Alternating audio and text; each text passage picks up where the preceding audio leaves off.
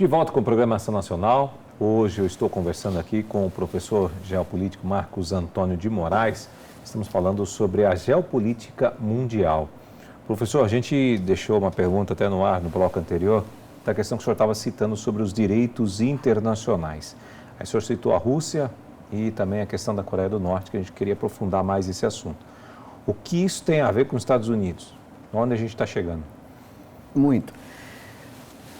Pense na invasão dos Estados Unidos ao Iraque em 2003, quando ele depois Saddam Hussein foi julgado à morte. Eu pergunto para você, quem autorizou a invasão dos Estados Unidos ao Iraque?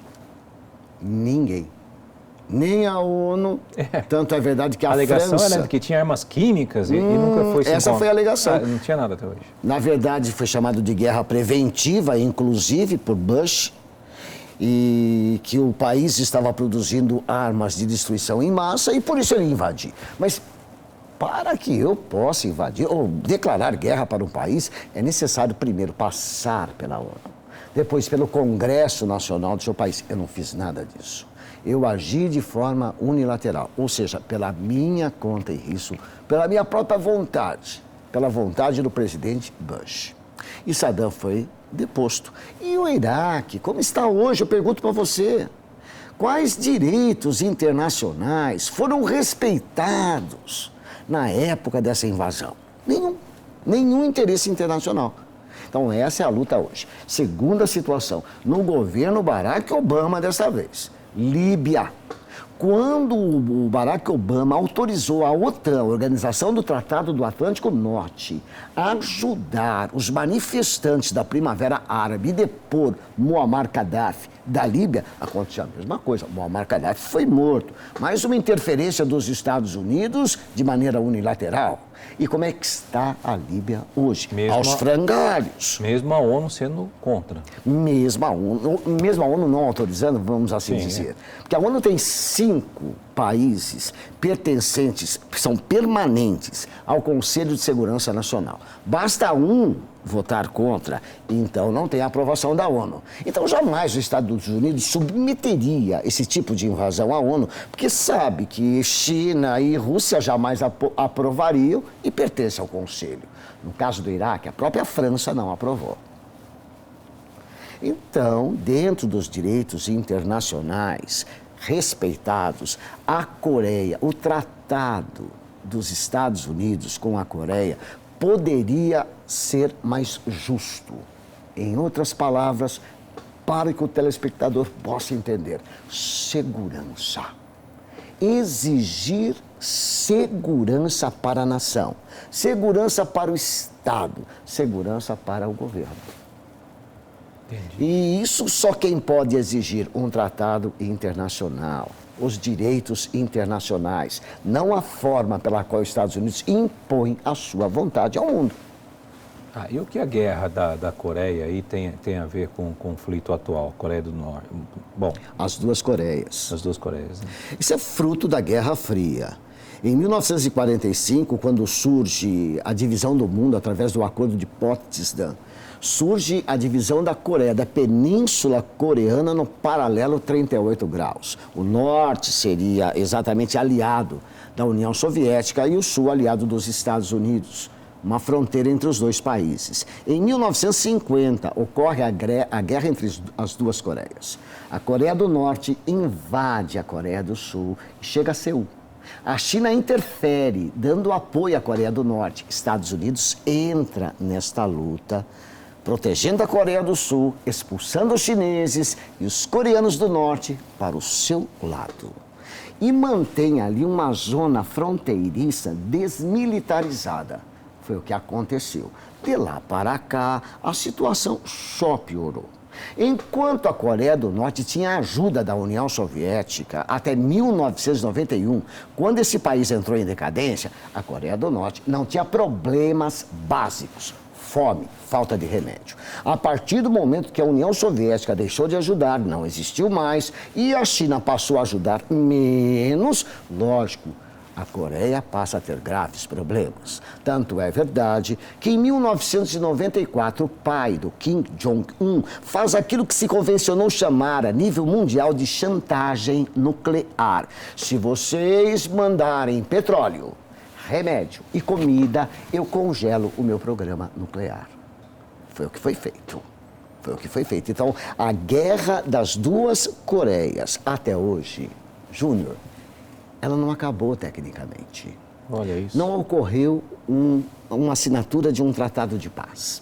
Ocorreu uma paralisação provisória. E a luta do mundo é para que a Coreia do Norte assine esse tratado de paz.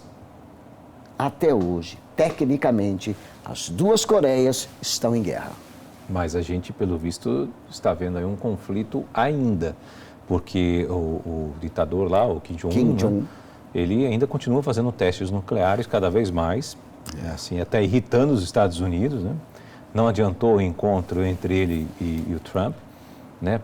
Ele continuou de novo formando agora, quer dizer, ele está voltando a fazer o que o pai dele fez, né? O pai dele ameaçou o pai dele a soberania internacional diante disso. É verdade, é verdade. Agora, o pai dele fez esse acordo, essa chantagem nuclear, mas em 2006, esse acordo foi feito em 94. Em 2006, o pai lançou o míssil, desrespeitando o acordo. Por isso passa a ser uma verdadeira chantagem. O pai morre em 2011 e assume o filho mais novo, que é o Kim Jong-un, ele que assume. Com uma cabeça, eu diria para você, muito mais radical que o pai no que se refere a acelerar o programa nuclear da Coreia do Norte. E isso torna o mundo mais tenso. Eu estou em 2006, quando a Rússia já se abriu economicamente, a China já se abriu economicamente. O Fidel, em Cuba, está deixando o posto para o irmão, Raul Castro, que vai reformar Cuba também economicamente em 2008. O único país que permaneceu fechado política e permanece até hoje, política e economicamente, a Coreia do Norte, tornando-se uma ameaça para a instabilidade da paz mundial, sim. Porque quais são os primeiros alvos da Coreia do Norte? A Coreia do Sul. E o segundo alvo é o Japão. O terceiro, Estados Unidos, só com mísseis de longo alcance mesmo. Mas tanto o Japão quanto a Coreia do Sul são protegidos pelos Estados Unidos. Sim. Então vamos tentar buscar, primeiro, um acordo de paz entre a Coreia do Norte e a Coreia do Sul. Para isso, o presidente Trump e o presidente coreano se reuniram em 2018, em junho de 2018, na península da Indochina, foi em Singapura. E desta conversa saiu exatamente essa tratativa, paz entre as duas Coreias. O tempo passou. O tempo passou e nada aconteceu. Muito bem.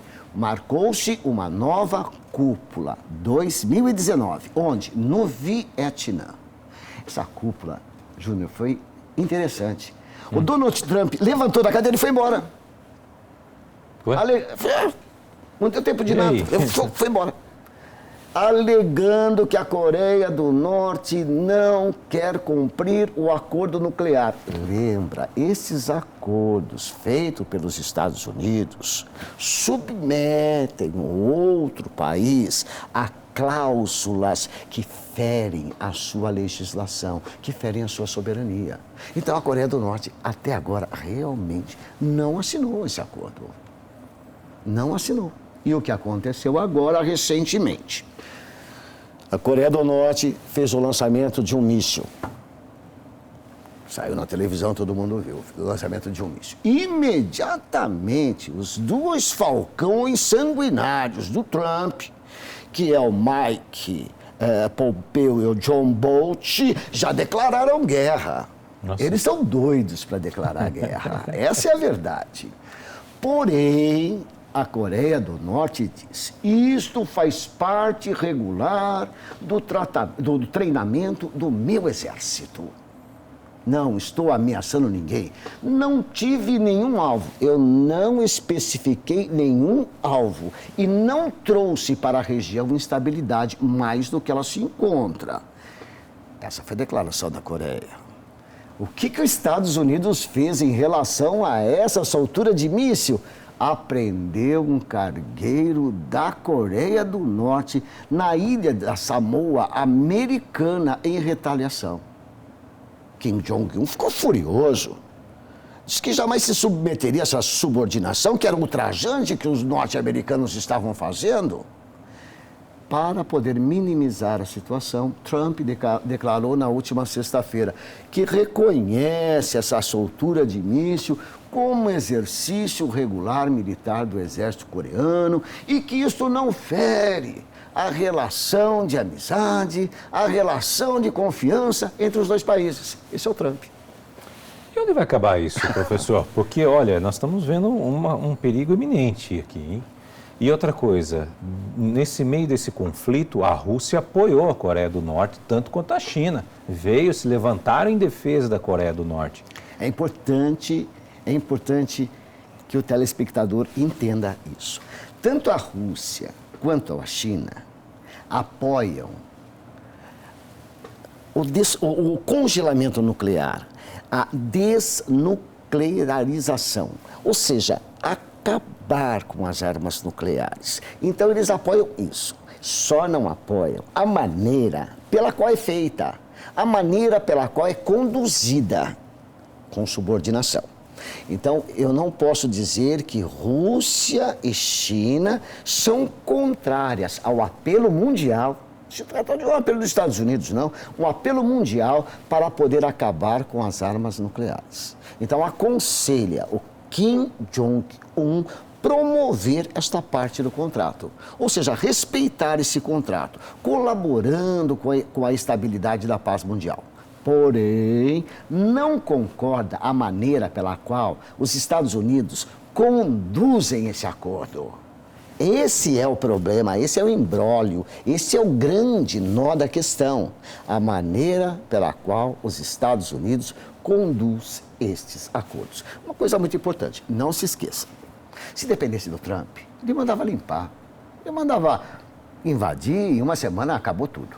Tenha certeza disso. Os Estados Unidos têm a maior potência militar da Terra. A maior potência militar. A Rússia não entraria, a Rússia está meio quebrada.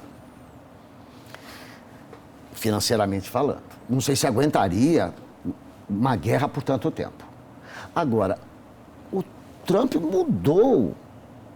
Ele está falando que jamais entraria numa guerra contra o Irã. Não entraria numa guerra contra a Coreia. E não entra numa guerra contra a Venezuela. Nós estamos em épocas de preparação para novas eleições nos Estados Unidos. O Trump tem um desejo de se reeleger. E se reeleger como bom mocinho, que de mocinho ele não tem nada. Como bom mocinho é desarmar o mundo no que diz respeito às grandes mísseis nucleares, aos grandes programas nucleares em mãos de países que foram apontados pela doutrina Bush como participantes do eixo do mal desde 2002. Bom, o senhor citou aqui a Venezuela, que também vai ser o nosso próximo assunto aqui para debater essa questão da geopolítica mundial. A gente vai para um rápido intervalo e voltamos já.